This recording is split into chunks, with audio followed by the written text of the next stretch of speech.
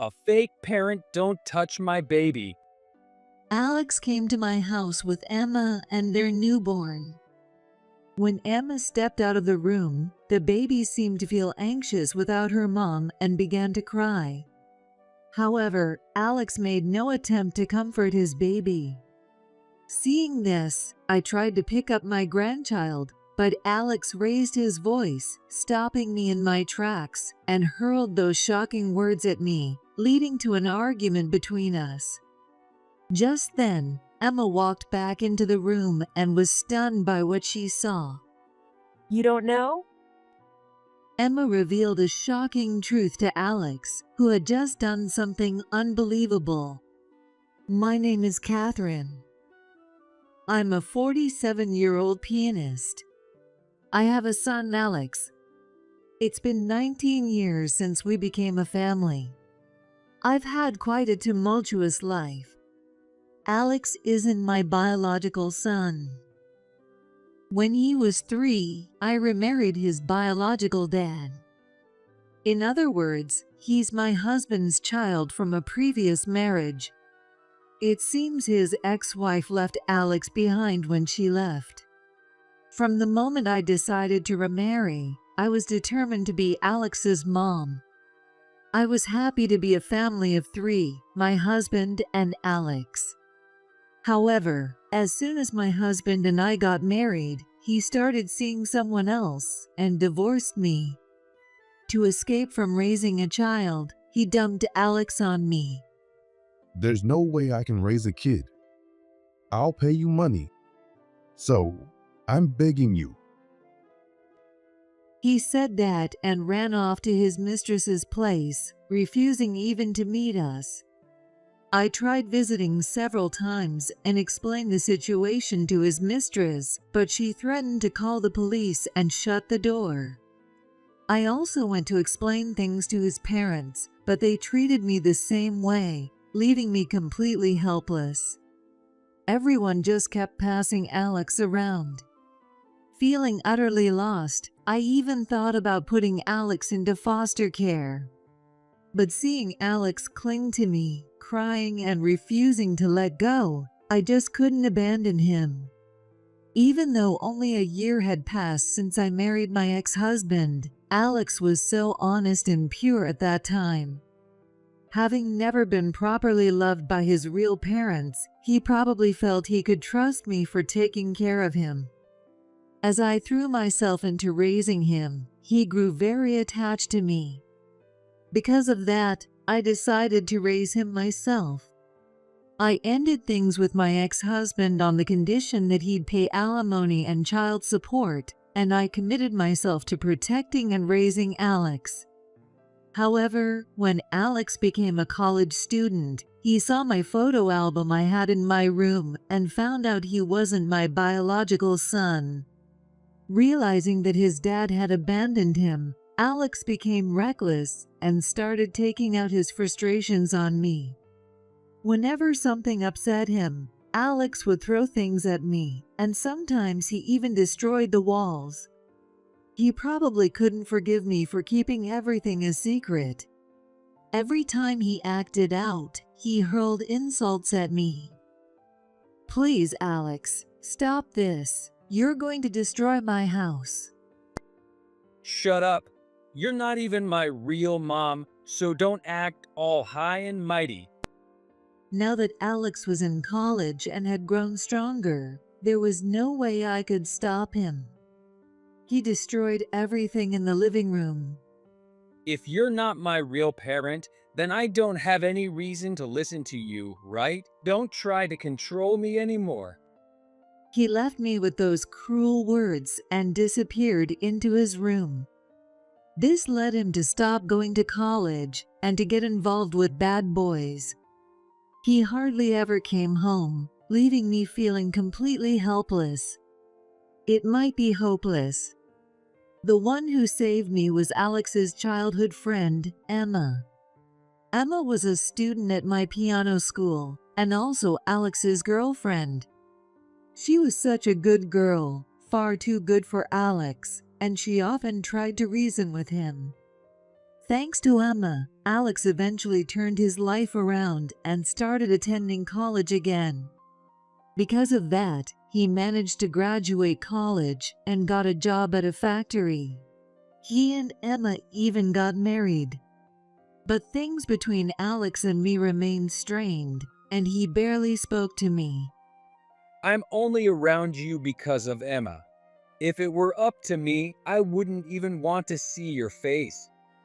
He continued to treat me coldly. Emma tried many times to convince him, but it seemed this was the one thing he couldn't compromise on, and his attitude towards me never changed when they were alone. How long is Alex going to keep up that attitude? He's an adult now, a working professional. It is time for him to change his attitude. Thank you, Emma. You've had to deal with so much, even before you got married, and now, even after, you're still putting up with this. I'm really sorry. Don't worry about it, Catherine. My parents and I know how hard things have been for you. Besides, the reason I love playing the piano is because of you. This doesn't even begin to repay you. Emma's smile as she said this warmed my heart. Hey, Catherine, can I see that piano again today? Of course. Emma's favorite is the crystal piano in my practice room. I use it only once for a performance, but Emma happened to attend that concert as part of a school event when she was a child. Since then, she's been absolutely in love with the crystal piano. She'd often peek at it to boost her motivation for practice. One day, I'd love to let the kids hear the sound of that piano. When you become a preschool teacher, Emma, I'll come to your school and give a concert. Really? Emma's dream is to become a preschool teacher, and she's almost finished with her degree. Just as she was pursuing that dream, Emma discovered she was pregnant. By the time they realized it, she was already past 22 weeks, so both Alex and Emma decided to go through with the pregnancy. After the stable period passed, they got married, and from there, it was a whirlwind. They prepared for their baby goods, attended checkups, and handled paperwork, and time flew by, and suddenly, the birthday was here. And today, I'm going to meet my grandchild for the first time. I couldn't visit during Emma's hospital stay to give them some space, but she called after being discharged and said they'd be coming over with the baby. Alex would be coming too, and I couldn't help but feel a mix of nerves and excitement. Since then, Alex and I have managed to maintain a somewhat decent relationship, though it's still not perfect. He still doesn't speak to me much, but at least he stopped hurling insults every time we see each other. I thought he had finally matured, but reality, as always, was more complicated. As I finished preparing to welcome them and took a moment to catch my breath, the doorbell rang. It's finally happening. I headed to the door, my heart racing with excitement. Welcome. I slowly opened the door and looked up to see Emma holding a small baby girl wrapped in a swaddle, gazing at her lovingly. Hello, Catherine. Emma's expression had softened, and she looked more like a mother now after giving birth. Since Alex was parking the car, I invited Emma and baby girl into the living room. Congratulations on the birth. It must have been tough. Here, I got some baby clothes as a gift. I didn't know the gender, so I picked something that would work either way. Oh, how cute. It's perfect, especially with summer coming. Oh, my baby, this is Catherine. Emma continued to call me by my name instead of Grandma, because she wanted her baby to remember my name. Sorry to keep you waiting. Alex came in a little later, and for some reason, he sat down between me and Emma, almost as if he was trying to keep the baby away from me. Hey, if you sit there, I can't see her cute little face. It's fine. I want to sit here. Although our relationship had improved somewhat, it still wasn't fully mended. Now, with Emma around, he's a bit more tolerable than usual. However, whenever I tried to peek, Alex would give me a harsh glare. At that moment, Emma stepped out to take a call from her parents. Sensing her mom's absence, the baby started to cry. I thought she might be hungry, so I turned to ask Alex, but he was busy on his phone and showed no intention of helping. Seeing no other option, I decided to pick up the baby myself. Don't touch her. Just then, sensing my actions, Alex raised his voice and quickly scooped up the baby as if to snatch her away from me. A fake parent don't touch my baby. I'm only here because Emma insisted, so don't get any ideas. Even though his newborn daughter was right there, Alex spat out those harsh words without a second thought. I was so shocked that I couldn't find any words to respond. I never wanted to show you my kid's face in the first place. But we had something else to do today, so we came by. Don't think for a second that I'd let you hold her. Since getting married, Alex had moved out and was living with Emma in their new home. He hardly ever came back to the house, but I thought that distance was actually good for us. But it seemed I was the only one who thought that way. For Alex, nothing had changed since the day he learned the truth. He still harbored the same resentment towards me for keeping the secret all those years. The tension between us was palpable. As that awkward silence hung in the air, Alex's phone started ringing. When he looked at the screen, his expression changed dramatically. Still holding the baby, he suddenly headed toward my piano practice room. Why is he going in there? I followed him, puzzled, and found him staring at the crystal piano while speaking in a cryptic tone to the person on the other end of the line. Yes, the company's name is engraved on it. If this really is the crystal piano, you'd better offer a good price. Let's see. The company name is... The company name, engraved, and money. The moment I heard those words, I felt the blood drain from my face. Panicking, I rushed into the room, only to be met with a hostile glare from Alex. What do you want? Can't you see I'm on the phone? Get out. Realizing I might have caught onto something, Alex quickly stepped away from the piano and started yelling at me. But I wasn't intimidated. I confronted him directly with my suspicions. What do you think you're doing with that piano? I had overheard him checking the company's name and talking about money. It was clear to me that Alex was trying to sell the piano, but I wasn't going to let that happen. I quickly stepped in front of him, shielding the crystal piano behind me. It's not a big deal. A friend told me it's a rare piano, so I was just checking its value. Alex, using a tone he usually doesn't, was clearly trying to downplay the situation. His casual attitude only made me more furious, and I couldn't help but frown. That piano is more precious to me than my own life. If you're planning to sell it, I won't allow it. What gives you the right to even think about doing such a thing? It's beyond outrageous. There was no way I could believe him after hearing that phone call. I immediately snatched his phone and hung up. Alex glared at me, his anger exploding in a shout that echoed through the room. What the hell are you doing, you old hag? The baby, who had calmed down a bit, started crying loudly again.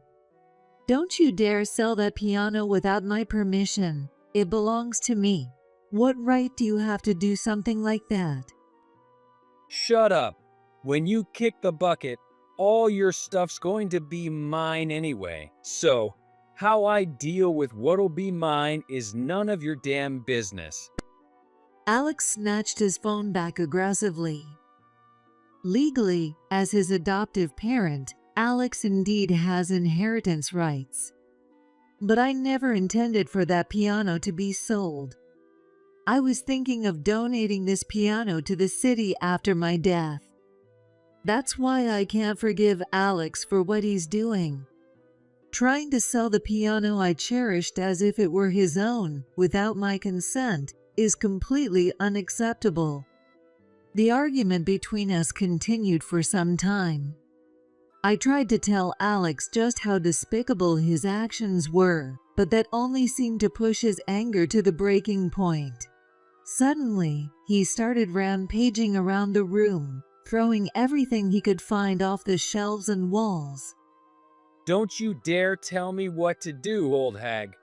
What's the point of all this junk? I'm just trying to make better use of it, so don't you dare mess with me.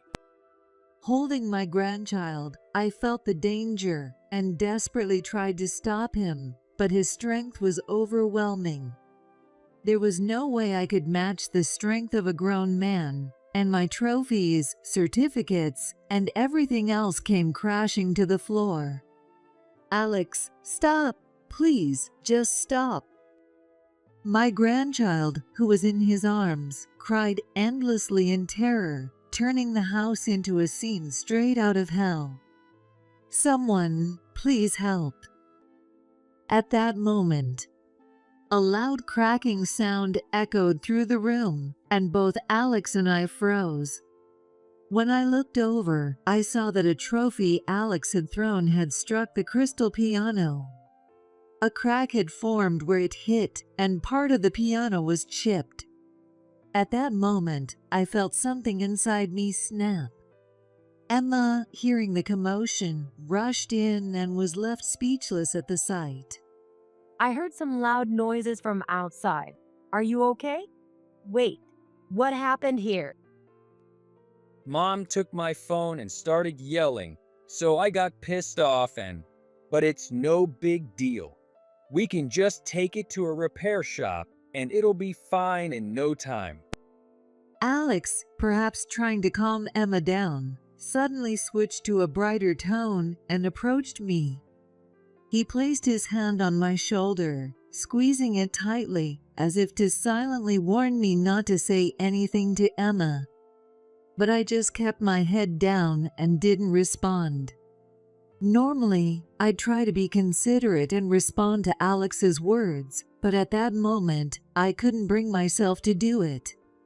Noticing my silence, Alex looked puzzled, tilting his head. Meanwhile, Emma dropped her phone to the floor and covered her mouth with both hands. No, this can't be happening. Emma started trembling as if in despair. Seeing her reaction, Alex turned toward her, confused, only to be met with Emma grabbing the collar of his shirt and shouting at him. Do you have any idea what you've done? Don't you know this piano is one of only 5 crystal pianos in the world? It's not something that can be easily repaired.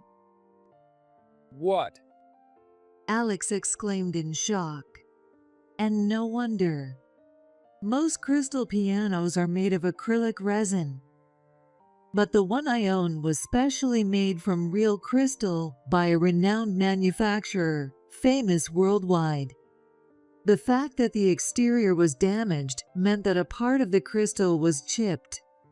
There's no one in America who can repair it. The only option is to contact the original manufacturer in China to fix it. That's how rare this piano is. The CEO of that company was so moved by one of my performances that he had it custom made for me as a token of appreciation, asking me to share its beauty with the world. It's not something you can just call a repairman to fix on the spot. Hearing this from Emma, Alex turned pale. And then Emma dropped another bombshell. And you think fixing it will be cheap? Do you have any idea how much this piano costs? $3 million. That's how much. There's no way the repair costs would only be a few $100s. $3 million? Alex was stunned by the amount, far beyond anything he could have imagined. He looked at me for confirmation, but I didn't say a word. I just walked over to the crystal piano, picked up the chipped piece, and said nothing. I didn't even hear Alex's words. Mom, I'm sorry. I had no idea. Realizing how serious the situation was, Alex finally began to understand the gravity of what he had done and tried to gauge my reaction, peering at my face for any sign of forgiveness. I responded to Alex with just a single phrase. "It's over." He had destroyed the piano I cherished like my own child, along with the trophies and certificates I held dear. I had reached my breaking point. I lifted my head and shocked Alex with my words. "It's over. I don't need your apology." Alex, taking my words at face value, sighed in relief, his hand resting on his chest as if a weight had been lifted. He probably misunderstood, thinking that his apology had earned him my forgiveness. Just as he began to smile in relief and was about to say more to me, it happened.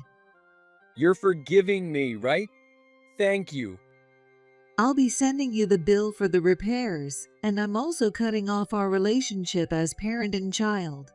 So, no need for your apologies." What? I cut Alex off, hitting him with my words. Alex, who never expected me to demand reparations and disown him, let out a shocked gasp, cold sweat forming on his forehead. You've got to be kidding, right? It's just a little chip. You don't have to go that far. I've been thinking about this for a long time, wondering if this is how things should be. But the truth is, I did hurt you by keeping the truth from you. So, I've tried to endure whatever you did to me. I thought it was my responsibility to bear it because I hurt you by staying silent. I've been holding on for decades, thinking I shouldn't run away from that responsibility. No matter what he did, I gritted my teeth and kept hoping that someday he would understand. I thought that maybe once he had a child, Alex's perspective would change. Maybe this baby could help repair our relationship. I had held on to that hope. But instead, he had reduced everything I cherished to ruins right before my eyes.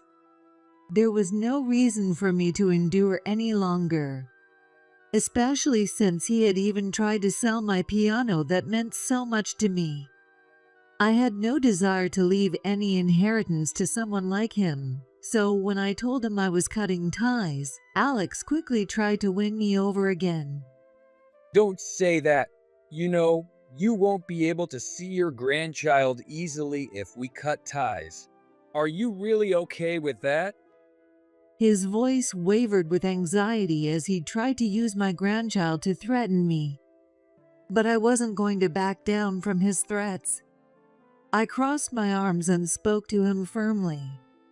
"I don't mind. Emma will keep me updated, and I'm only cutting ties with you. This has nothing to do with Emma or my granddaughter." That's no right. Of course it has something to do with them. The baby is my child, and Emma is my wife. If you cut ties with me, that means you're cutting ties with them too.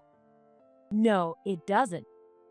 Emma cut him off sharply, seeing through his desperate attempt to threaten me further. She took the baby from Alex as if snatching her away and looked at him with a gaze full of contempt. This only affects your relationship with Catherine. It has nothing to do with me or the baby. There's no law that says I can't see her, so of course, we'll still visit. What nonsense are you spouting? Alex was stunned, clearly not expecting Emma to turn against him and side with me. As soon as she took the baby into her arms, the little one calmed down and began to sleep peacefully. You're just going to abandon me? You can't even properly take care of a newborn, and you've trashed this room. On top of that, you don't even respect other people's belongings. Who in their right mind would defend a worthless jerk like you? It's ridiculous. Emma bluntly stated the hard truth. Her sharp words filled me with a sense of relief and satisfaction.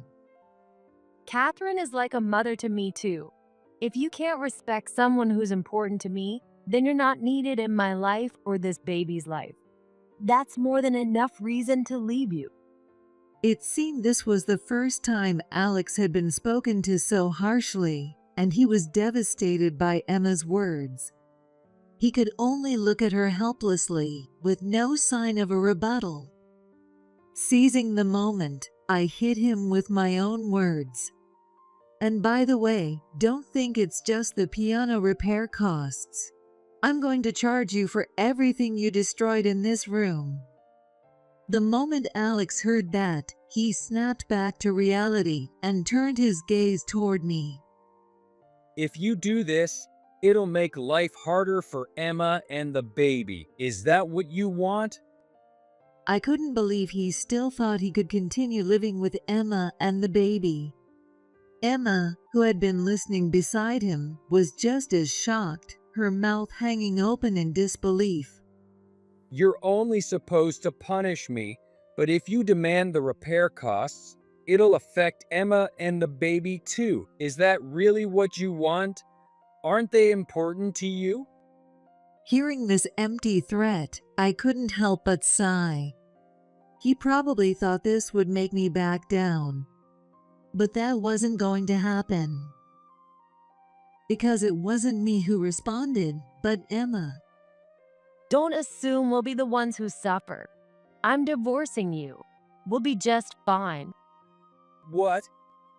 Alex was thrown off balance by Emma's mention of divorce. I was astonished that he hadn't noticed this was coming, even after hearing the conversation. Divorce? What kind of nonsense is that?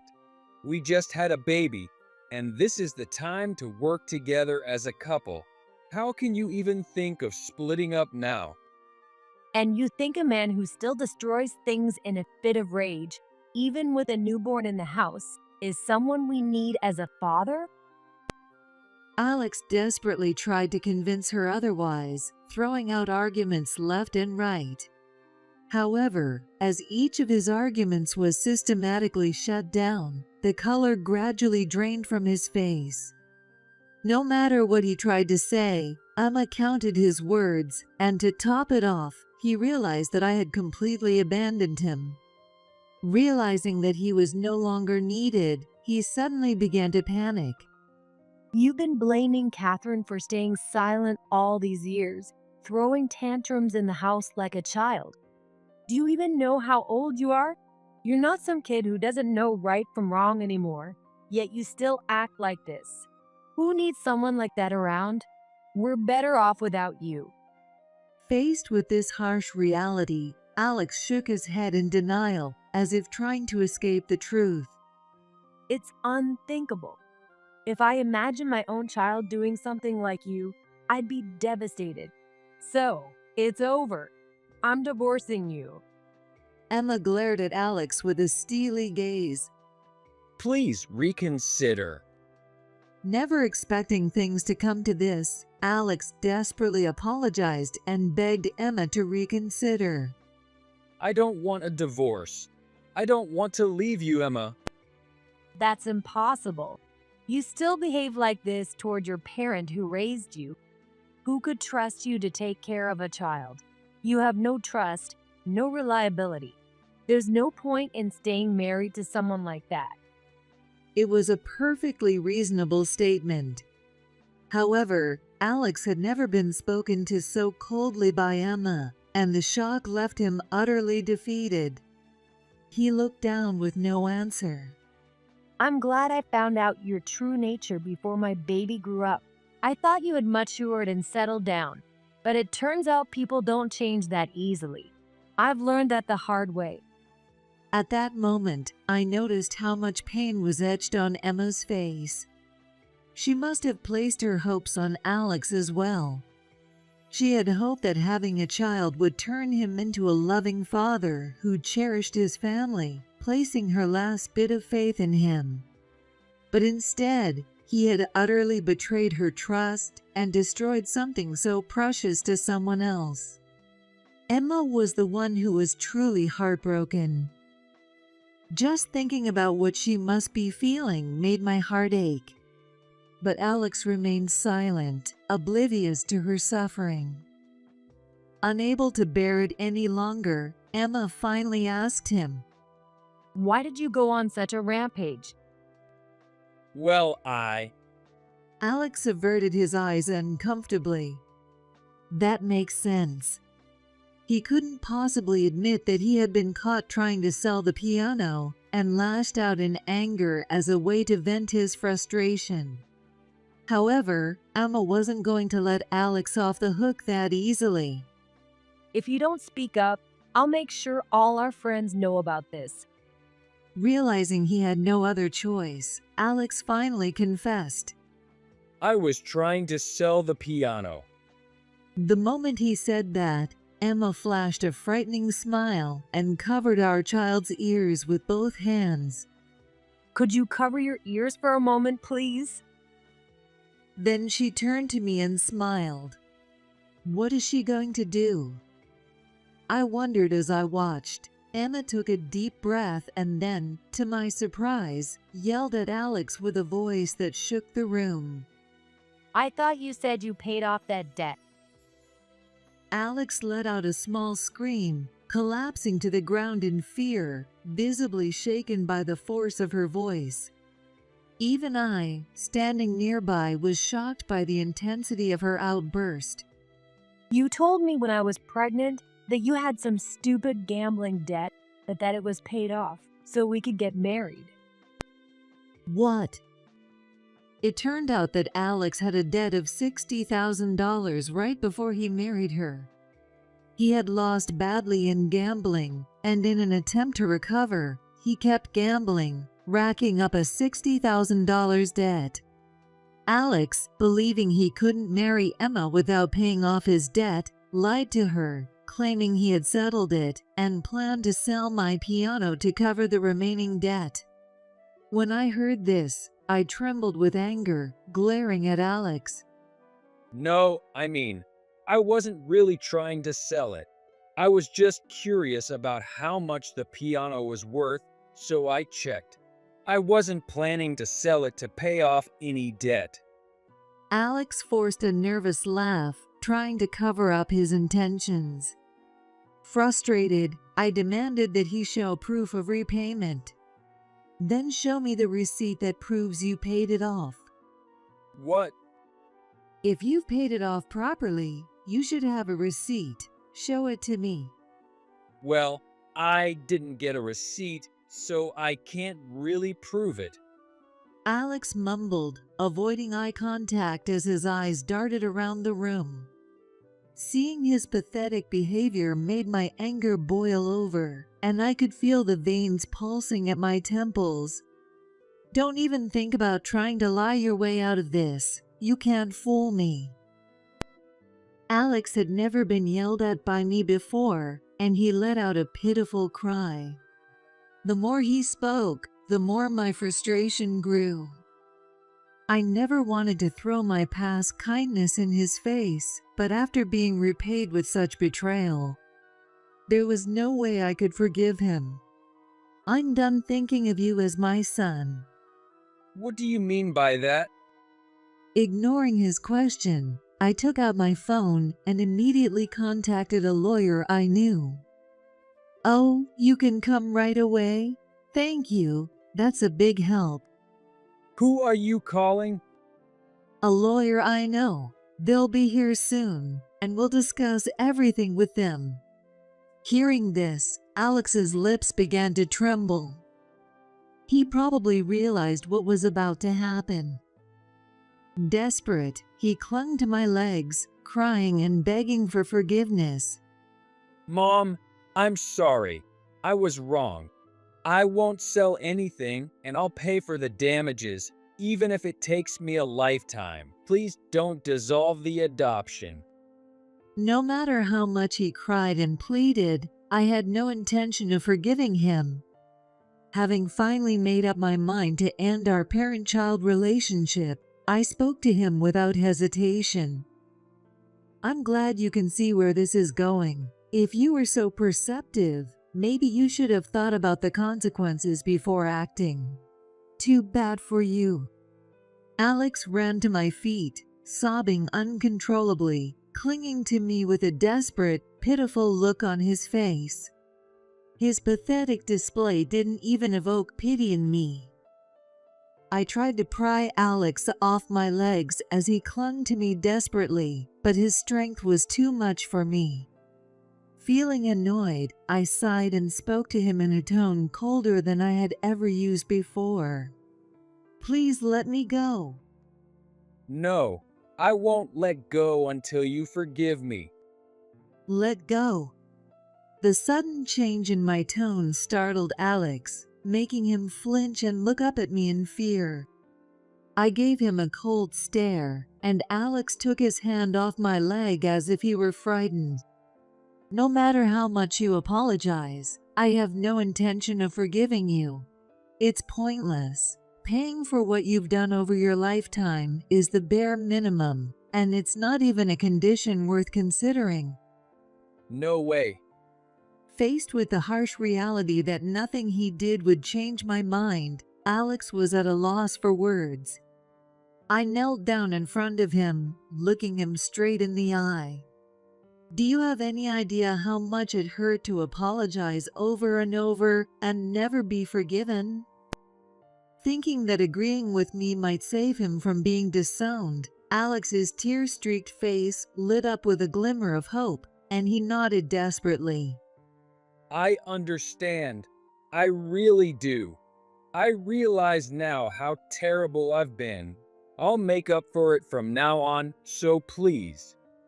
Then do me a favor and don't ever show your face to me again. What? His voice was high-pitched with disbelief. I delivered the final blow to crush his hopes completely. To be honest, I don't want to see your face anymore. I don't want anyone to know that someone as pathetic as you is related to me. So, we're going to dissolve the adoption. You're on your own to deal with the debt you've accumulated. No. Realizing it was all over, Alex collapsed to the floor, and shortly after, the lawyer arrived. After that, Emma and I discussed the future with Alex in my home, with the lawyer present. However, Alex refused both the divorce and the disownment, throwing a tantrum and becoming uncontrollable. We had no choice but to call the police. He was arrested for property damage. Emma and I didn't want to deal with Alex anymore, so we left the rest to the lawyer. When the lawyer informed him that if he continued to refuse the divorce and disownment, it would have to go to court, Alex, who didn't have the money for that, finally gave up. He agreed to our demands. We decided to sue him for several $100,000 in damages for the property destruction, harassment, and all the other despicable acts he had committed. Since then, Emma has been working as a pianist at my music school. Being a single mother and taking care of her child is incredibly challenging. So I suggested she teach piano to the children at my school during her free time while raising her child. We even perform together now. Children who come to our performances are drawn to the crystal piano, just like Emma was back then, and many of them have started attending our school. One day during a performance, Emma and I played a duet on the crystal piano. Our perfect harmony caught everyone's attention, and we were featured in the local newspaper. From there, our reputation gradually grew, and now many children come to learn at our school. After that incident, I tearfully apologized to the CEO of the company that made the crystal piano. He immediately brought a repair team to the US to fix it. And within less than a week, they had repaired the piano. In return, he asked me to perform in China, offering to waive the repair costs in exchange for a free concert. Moved by his generosity, I decided to take Emma and my granddaughter to China next month. Emma and I laughed as we talked about recording the performance, so that one day my granddaughter would also come to appreciate the beauty of the piano.